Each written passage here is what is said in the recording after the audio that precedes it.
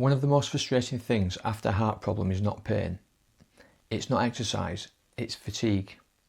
That constant feeling of being tired, low on energy, even when you feel like you haven't done much. And for a lot of people, this is the part that nobody really explains. Because you start thinking, is this normal? Should I feel like this? Or is something wrong? Now if that's you, I want to reassure you straight away. This is incredibly common.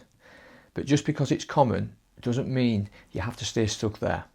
So in this video, I'm going to explain why this happens, what's actually going on in your body, and most importantly, what you can start doing to improve your energy safely. So let's start with the first reason.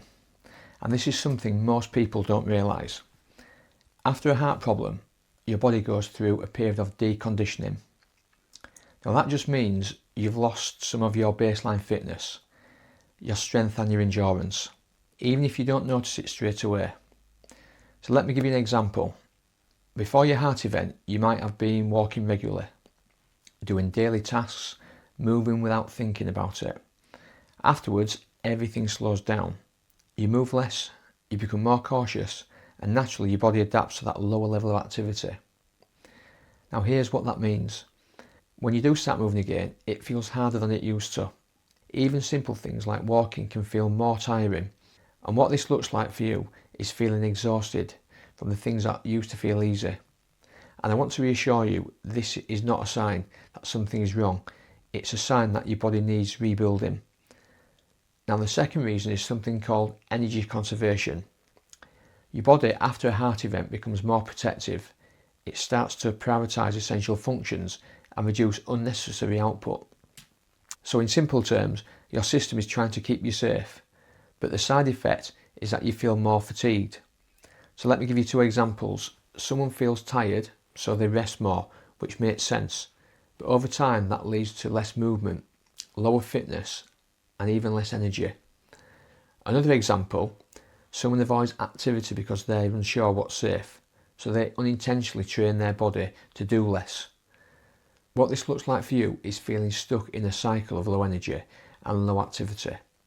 And I want to reassure you, this is reversible, but it requires gentle, consistent movement. Now the third reason, and this is a big one, is your nervous system. After a heart scare, your body becomes more alert, more cautious and more sensitive.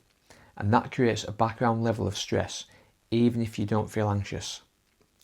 So let me explain. Your body is constantly asking, am I safe? And that uses energy.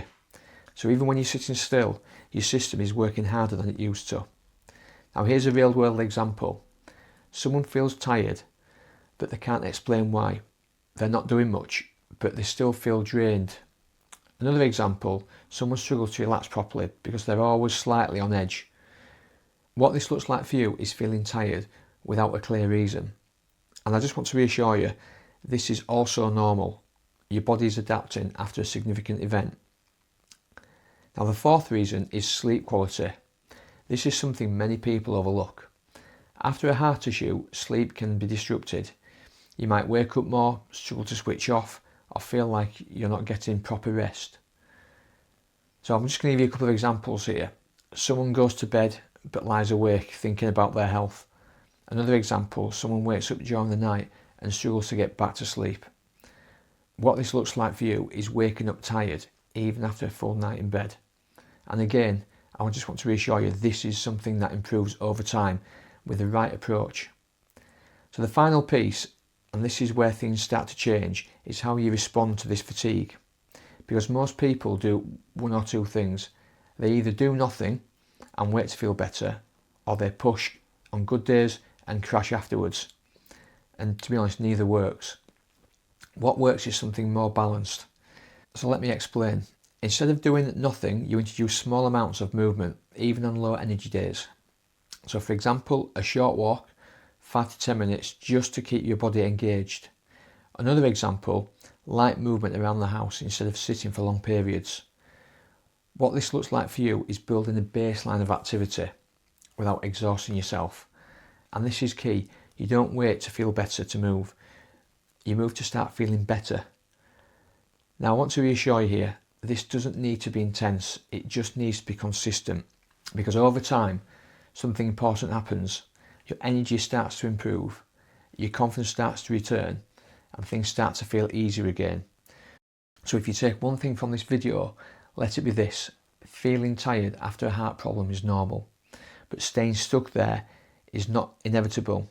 With the right approach, you can rebuild your energy step by step, safely. And if you'd like a simple guide to help you do that, you can download my free Heart Vitality Reset Guide using the link in the description below. It'll walk you through how to rebuild your energy, your fitness and your confidence without overthinking it.